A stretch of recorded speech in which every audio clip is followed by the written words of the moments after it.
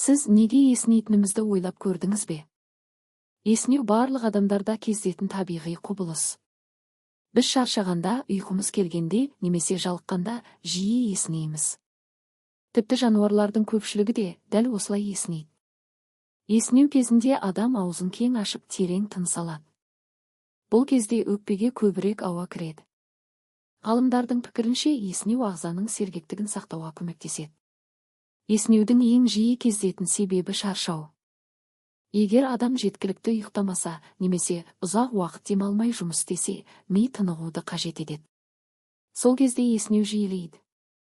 Тағы бір себеп жалығу. Ұзақ және қызықсыз сабақта немесе жиналыста адамдардың жиі есінейтінін байқауға болады. Себебі ми белсенділігінің төмендеуі есінеуді қоздыруы мүмкін.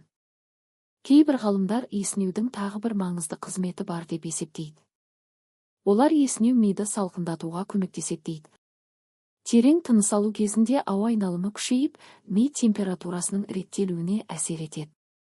Қызықты жайттардың бірі жұқпалы есінеу. Егер бір адам есінесе, жанындағы адамдардың да есіней бастауы мүмкін. Бұл құбылыс адамның әлеуметтік қарым-қатынасына байланысты деп саналады.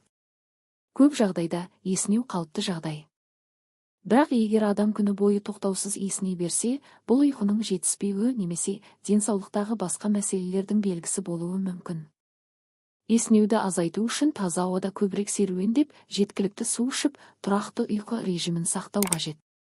Денсаулығыңыз мықты, ұйқыңыз тыныш болсын.